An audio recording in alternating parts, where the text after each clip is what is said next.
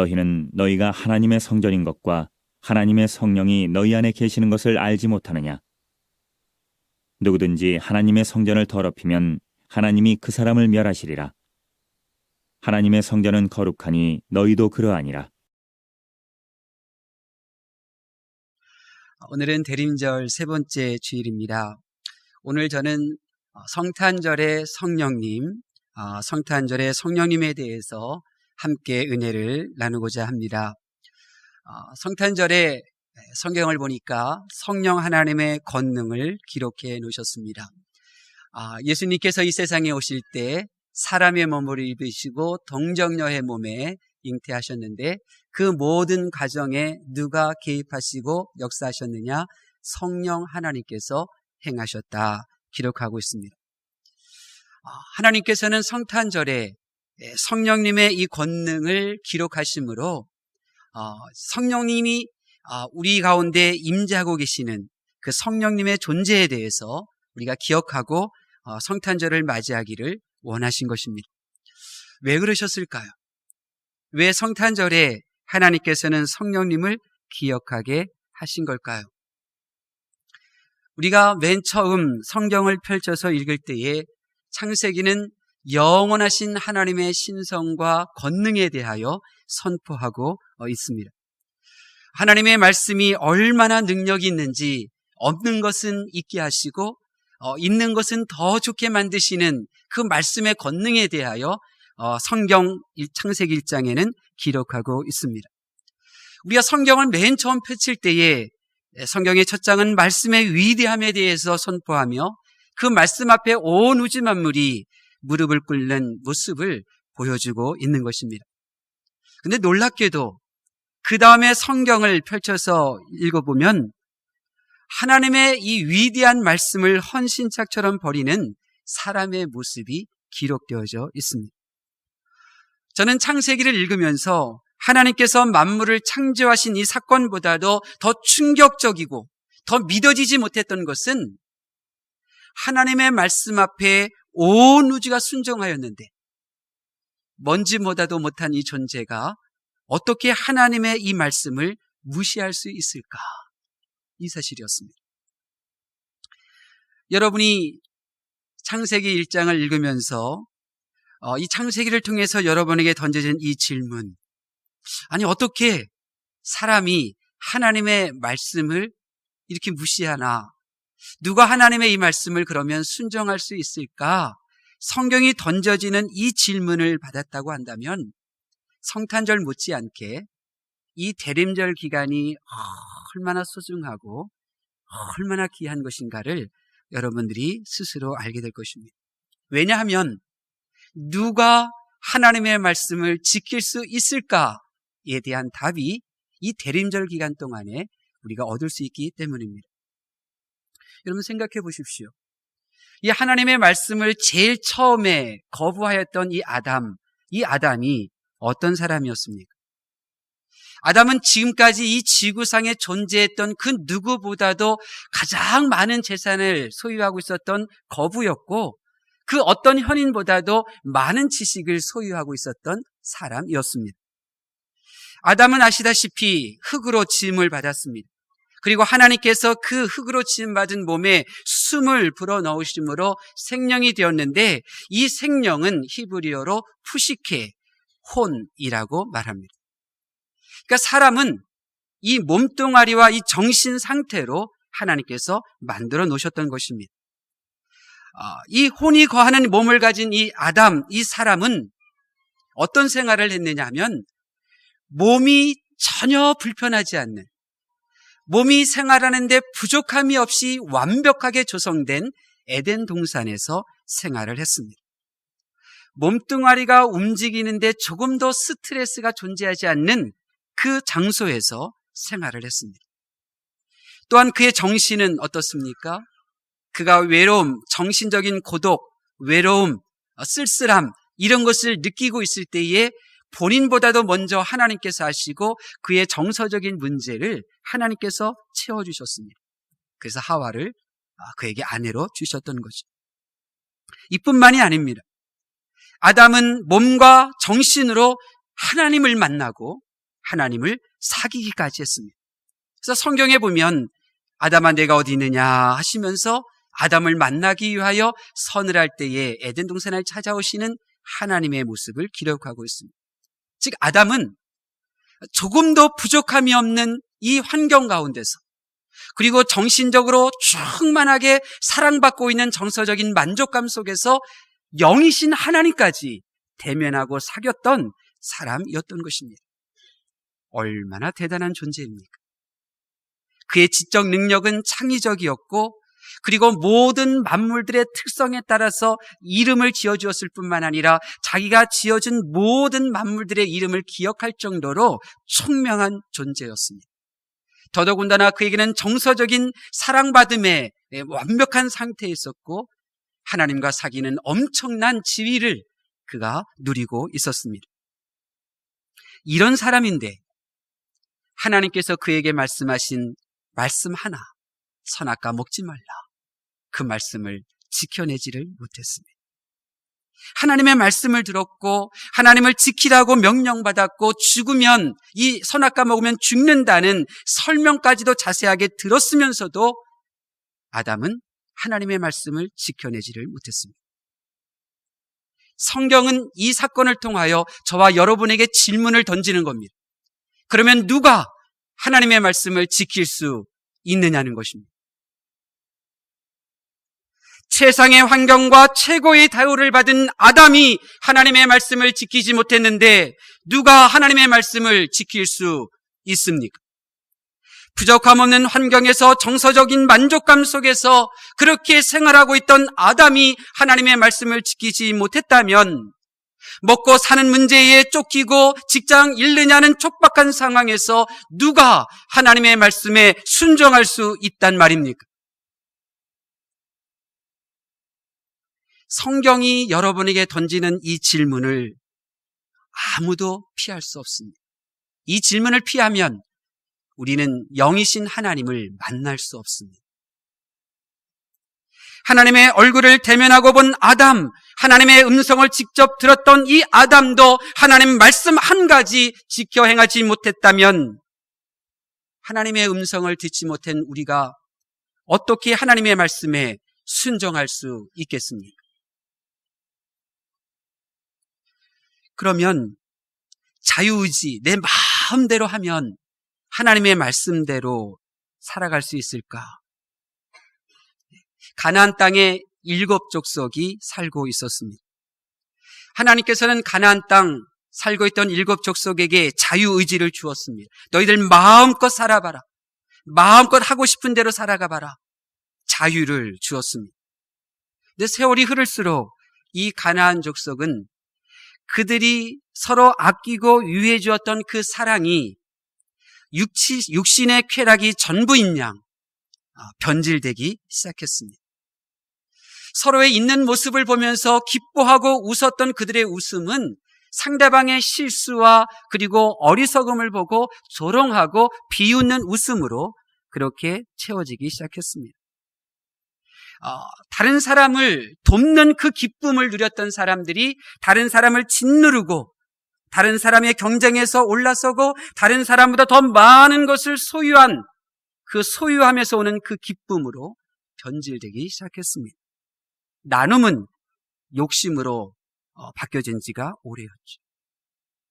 400년 동안 하나님께서는 7 족속에게 너희들 마음껏 살아봐라 자유의지를 주었지만 400년도 되지 않아서 그들의 양심은 병들었고 죄악이 그 땅에 가득하게 되었습니다. 생각하는 것이 죄요, 보고 듣는 것이 죄요, 죄를 낳고 죄를 먹으며 그렇게 살고 있었습니다. 자유의지, 마음껏 해봐라. 그렇게 자유의지를 주어도 하나님을 찾지 않는 것입니다. 그런데 어떻게 하나님의 말씀에 순종할 수 있겠습니까? 네 하고 싶은 대로 다 해봐라. 그러면 그들이 하나님을 찾던가요? 육으로 세상으로 향하던가요? 하나님을 찾지 않습니다. 최고의 환경도 안 된다. 하나님 만난 사람도 안 된다. 자유의지를 마음껏 주고 양심에 따라 살도록 내버려 두어도 안 된다. 이것이 성경의 답입니다. 그러면 누가 하나님의 말씀을 순종할 수 있겠습니까? 기적을 경험하면 하나님의 말씀에 순종할 수 있을까요? 하나님께서 해보셨습니다. 그것도 한 사람이 아니라 한 민족 전체에게 기적을 쏟아 부으셨죠. 애굽에서 종살이하던 아브라함의 후손을 하나님께서 기억하셨습니다. 그리고 모세를 그들에게 보내시고 모세를 통하여 그들에게 기적을 쏟아 부으셨습니다. 10가지 재앙을 차례대로 쏟아 부으셨죠. 애굽의 박사들, 그 술객들이 이것은 사람이 하는 것이 아니라 하나님께서 하신 것이라고, 이것은 자연적인 문제가 아니라 하나님께서 주관하시는 것이라고 고백할 정도로 기적을 베푸셨습니다. 애굽에서뿐만이 아니죠. 애굽에서 나와 홍해 앞에서도 기적을 베푸셨습니다. 목마를 때 물을 주셨고, 그리고 배고플 때 만나를 주셨습니다. 신발이 닳지 않게 해주셨고 옷이 헤어지지 않도록 기적을 베풀어 주셨습니다. 이스라엘 민족은 아침에 눈을 뜨면 기적이었고, 그리고 하루 종일 불기둥과 구름기둥으로 그들을 지켜주시는 그 기적을 몸소 체험하며 살았습니다. 근데 어떻게 되었습니까? 조금만 힘들어도 원망하고 불평하고 서로 싸우려 들었습니다. 여러분, 이스라엘 민족이 어떤 사람들입니까? 그 어느 민족보다도 죄악의 큰 고통을 경험한 아브라함의 후손들 아니었습니까? 더더군다나 그들이 기적을 경험하면 하나님의 말씀을 지킬 수 있는 그러한 가능성이 있는 백성 아니겠습니까? 그래서 하나님께서는 그들을 죄악으로 고통당하고 있는 그 땅에서 끌어내 주시고 매일 매 순간마다 기적의 연속으로 기적으로 먹여주시고 기적으로 살려주셨습니다. 그리고 그들에게 10가지 십계명의 말씀을 주셨는데, 이런 이스라엘 백성이 하나님의 말씀을 지켜내지를 못했습니다. 여러분, 이런 민족도 말씀을 거부하면 어느 민족이 말씀을 수용할 수 있겠습니까? 사랑하는 성도 여러분, 성경은 여러분에게 묻습니다. 우리가 말씀을 지키지 못하는 이유가 무엇입니까? 먹고 사느라고요? 아닙니다. 에덴 동산의 아담, 그는 부족함이 없는 곳에서도 하나님의 말씀 거부했잖아요. 내가 못나서요? 아니요. 지혜를 가졌던 아담, 하나님의 말씀 거부했잖아요. 하고 싶은 대로 살면 하나님의 말씀 택할까요? 아니요. 노아 시대 사람들, 가나안 땅의 7 족속들, 그런 자유 부여받았지만 그들은 하나님을 찾지도 않았어요. 이미 성경은 아니다, 그런 사람은 하나님의 말씀을 지킬 수 없다, 이렇게 정답을 제시하고 있는 것입니다. 성경은 아무리 부족함이 없는 상태여도, 아무리 지식이 많고 고상한 철학을 가지고 있어도, 마음껏 자유의지대로 양심대로 살 수 있는 기회를 주어도, 아니 기적을 매일매일 경험하게 주어도 하나님의 말씀을 지킬 수 있는 사람, 민족은 없다고 우리에게 말하고 있는 것입니다. 왜 그렇습니까? 왜 하나님의 말씀을 사람은 지킬 수 없는 것입니까? 육과 혼만 있거나 아니면 육과 혼 안에 뱀의 영이 들어있기 때문입니다. 사람은 자기 자신의 혼자 힘으로는 결코 하나님을 찾을 수도 만날 수도 없습니다. 더더군다나 그의 몸과 정신 안에 뱀의 영이 있다면 더더욱 하나님을 찾을 수도 없고 하나님의 말씀을 순종할 수도 없는 것입니다. 성경을 보십시오. 육과 이 정신만 가지고 있는 사람이 선악과 먹지 말라는 하나님의 말씀 대신에 선악과 먹어도 된다는 뱀의 말을 듣는 그 순간 사람의 몸 안으로 뱀의 영이 들어왔습니다. 뱀은 어떤 존재입니까? 뱀은 사탄이죠. 마귀예요. 그 뱀의 영은 어떠한 일을 하냐면 하나님을 대적했어요. 뱀의 영은 하나님의 자리에 앉으려고 했어요. 뱀의 영은 하나님께서 그에게 천사장의 높은 자리를 주신 그 은혜를 저버렸어요. 그러므로 누구든지 뱀의 영을 받으면 하나님을 거역하게 되어져 있습니다. 하나님께서 베풀어 주셨던 은혜 한순간에 잊어버립니다. 뱀의 영이 내 안에 들어오면 하나님이 싫어요. 구원받은 하나님의 백성들과 어울리는 것이 불편해요. 교회가 싫죠. 그냥 싫은 거예요. 뱀의 영이 들어오면 그냥 싫어요. 설명하기도 싫어요. 할 수도 없죠. 그냥 싫은 거예요. 뱀의 영이 들어오면. 이런 연고로 하나님께서는 저와 여러분이 성탄절을 생각할 때에 반드시 한 영을 더 생각하도록 하나님께서 역사하신 것입니다. 그 영이 무엇일까요? 예수님께서 한 여인의 몸에 잉태하신 것은 누구의 역사였습니까? 성령의 역사였습니다. 그러므로 성도는 성탄절에 주님이 오시기를 기다리면서 동시에 성령님을 생각하셔야 하는 것입니다. 주님의 오심 못지않게 성령님의 그 오심을 사모하고 기다려야 하는 것입니다. 예수님께서는 사역을 하실 때 계속해서 영이신 성령님을 노출시키셨습니다. 세례를 받으실 때에도 비둘기와 같은 영, 성령님이 이 정신과 몸뚱아리에 들어오시는 모습을 보여주셨던 거죠. 예수님께서 십자가를 지시기 전에도 제자들에게 영의 사역에 대하여 미리 일러주시고 알려주시고 그리고 약속해 주셨습니다.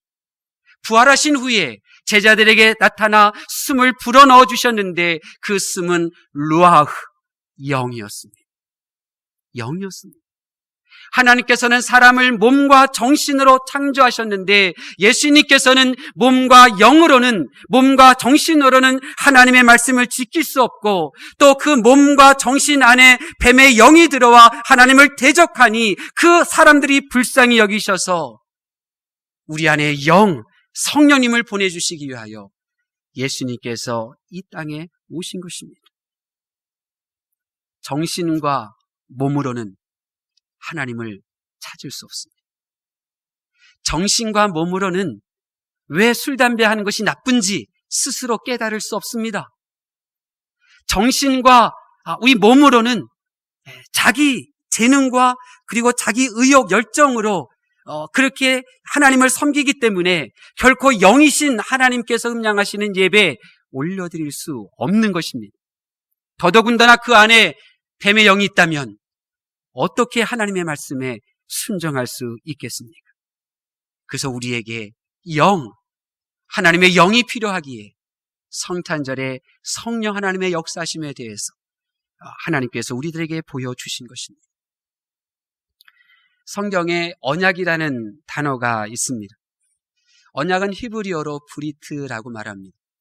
근데 이 브리트라고 하는 이 단어는 성경에 일관되게 브리트 이렇게 되어져 있는데 우리가 읽는 개역개정 성경에는 그 브리트를 어떤 요절에는 언약으로, 어떤 요절에서는 조약으로, 또 어떤 그 장에서는 그냥 그 약조로 그렇게 번역을 했습니다.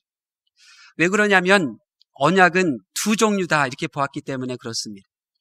서로 쌍방이 동등한 입장에서 그렇게 체결하는 수평적 언약과 힘 있는 자와 힘 없는 자, 또 하나님과 피조물이 그렇게 관계에서 체결된 수직적 언약, 이 두 가지 개념으로 보았기 때문에 이렇게 브리트라는 단어를 어디에는 언약으로, 조약으로, 약조로 번역을 한 것입니다. 그러나 제가 볼 때는 그것이 올바른 모습 같지는 않습니다. 왜냐하면 언약은 또 하나가 있기 때문에 그렇습니다. 그것은 바로 구속 언약입니다.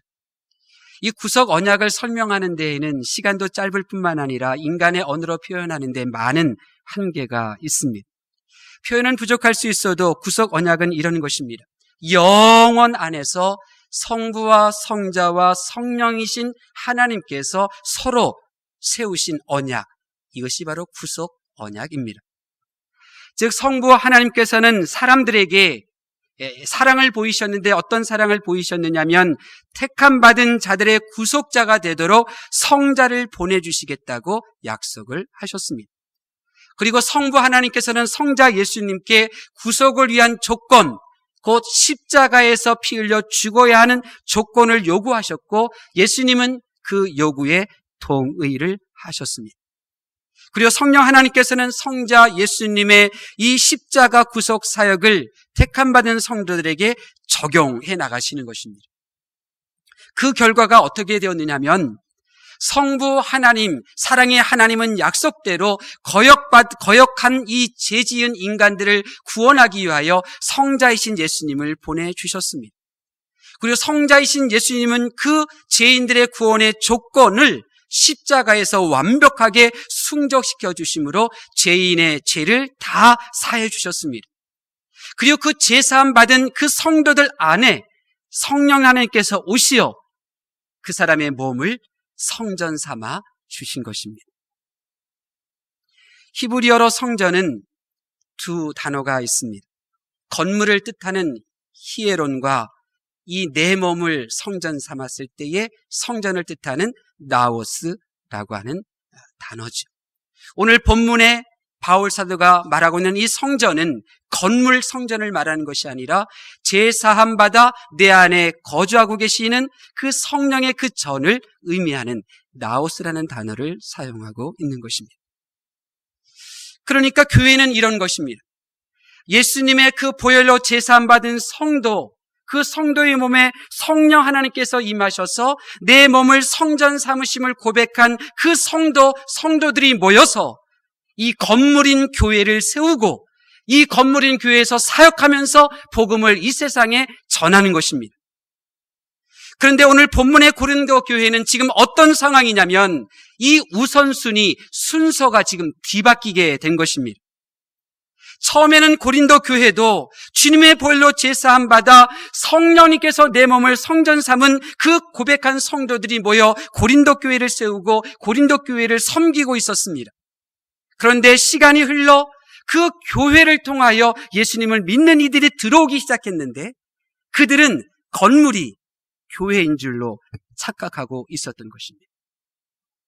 그래서 점점 고린도 교회가 이 내 몸을 성전 삼으신 성령 하나님은 떠나시고 교회 건물만 보이고 그 건물만 사역하는 사역자들이, 성도들이 많아지기 시작한 것입니다.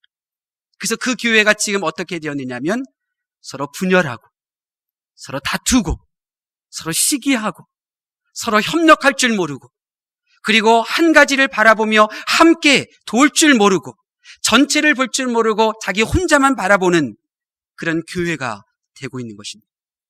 그래서 이 고린도 교회라고 하는 건물 교회조차도 지금 위기 가운데 있는 그러한 상황에서 바울 사도가 말하고 있는 것입니다.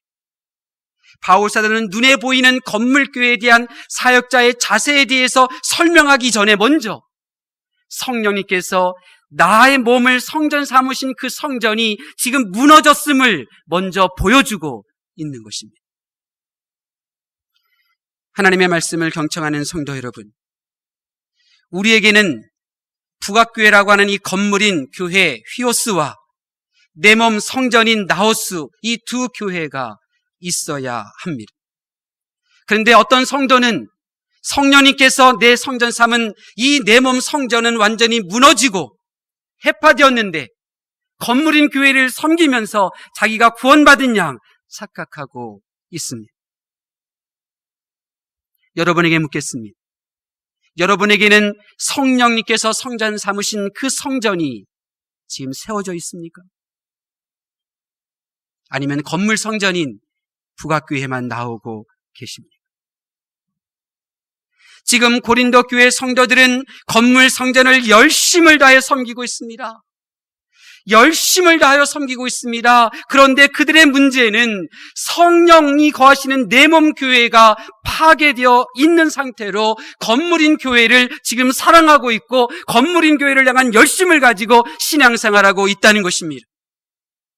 성령 하나님께서 성전 삼으신 내 몸에서 떠나신 지 오래인데 그것도 모르는 채 건물 교회에서 사역하다 보니 서로 시기하고 서로 다투고 합력할 줄 모르는 교회가 되었고 이제는 그 건물 교회마저도 점점 무너질 수 있는 위기에 직면하게 된 것입니다. 왜 그런 것입니까? 내 안에 있는 영이 문제입니다. 내 정신, 내 몸 가지고 교회를 섬긴다고 하는 것이 문제고, 그리고 내 몸, 내 정신 안에 성령님이 떠난 것도 모르고 교회를 섬기고 있는 것이 문제고, 내 몸, 내 정신 안에 이 뱀의 영이 나의 성전을 훼손트리고 있는데 그거를 모르는 채 신앙생활하고 있는 것이 문제인 것입니다. 돈의 문제, 지식이나 성격의 문제인 줄 알았는데 그 사람의 문제이고 나와 다른 방법론이 문제인 줄 알았는데 사실은 그것이 아니라 내 안에 영, 보혜사 성령이 없거나 내 안에 영이 있는데 그 영이 뱀의 영이라는 것입니다. 내게 하나님의 영이 없으면 내 정신, 내 몸 가지고는 결코 하나님의 말씀을 찾을 수도 없고, 그리고 그 몸 가지고 교회를 섬겨도 영이신 하나님을 결코 사귈 수 없는 것입니다.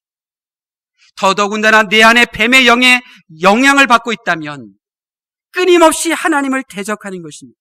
그냥 하나님이 싫고 하나님의 일이 싫고 그냥 하나님의 몸된 교회가 그냥 설명할 수 없지만 그냥 괜히 손해만 보는 느낌, 이런 느낌을 가지고 교회 건물을 다니게 되는 것입니다. 사랑하는 성도 여러분, 영의 문제입니다.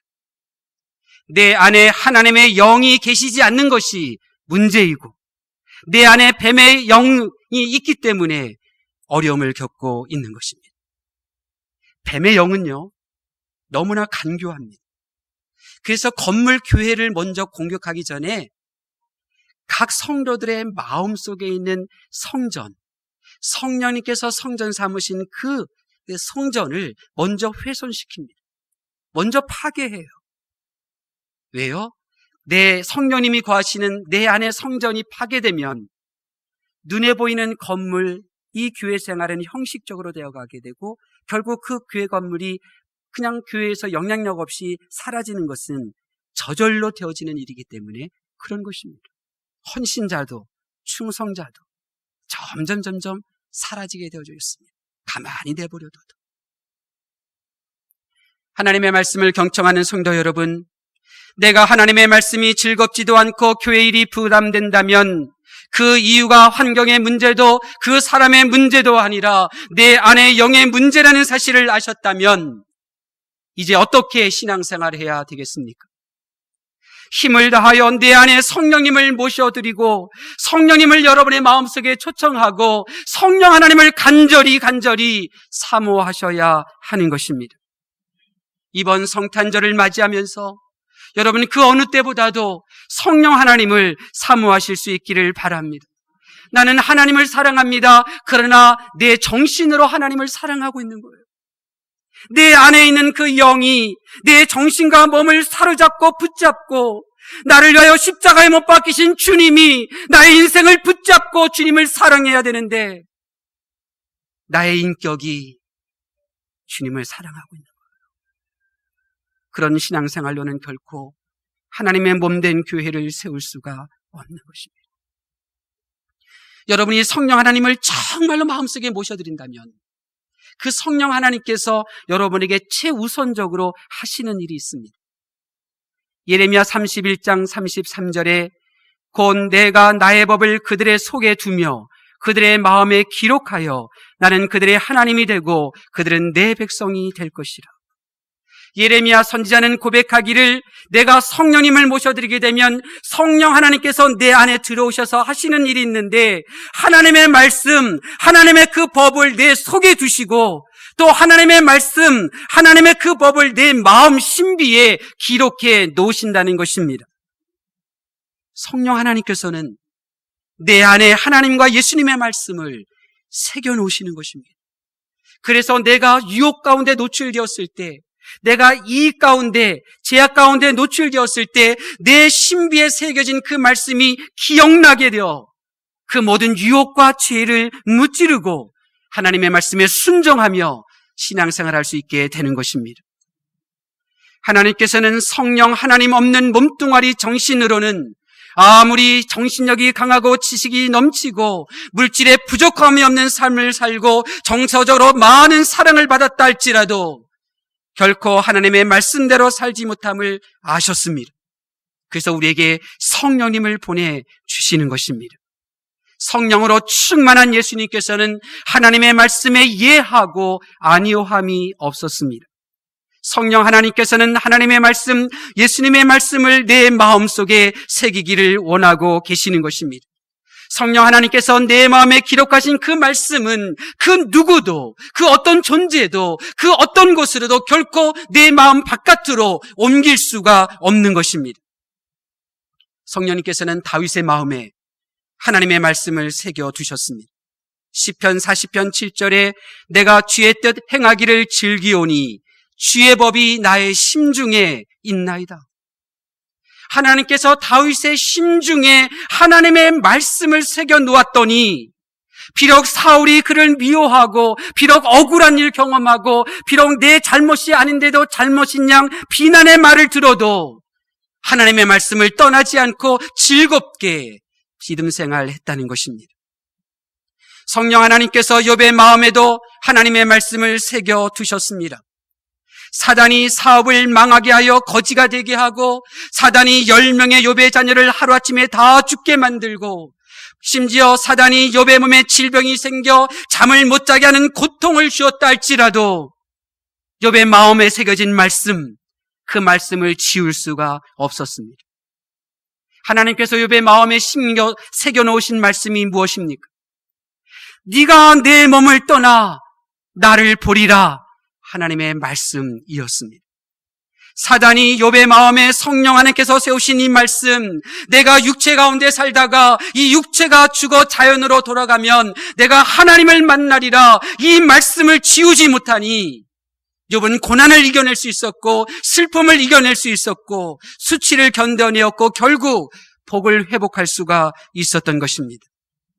사랑하는 성도 여러분, 성령님, 하나님의 영 사모하실 수 있기를 바랍니다. 우리의 건강한 몸, 아무리 건강한 정신 가지고도 영이신 하나님을 섬길 수 없습니다. 우리의 정신, 우리 육체 가운데 하나님의 영이 없으면 우리는 순식간에 뱀의 영에 정복당하고 맙니다. 그러면 하나님이 싫어지고 교회가 싫고 다 싫게 되는 것입니다. 부디 성령 하나님을 사모하셔서 하나님의 말씀이 여러분의 마음속에 새겨지실 수 있기를 바랍니다. 어떤 어려움, 어떤 유혹, 어떤 상황 속에서도 기뻐하며 감사하며 충성되이 하나님의 몸된 교회를 세워나가게 될 줄로 믿습니다. 기도하겠습니다.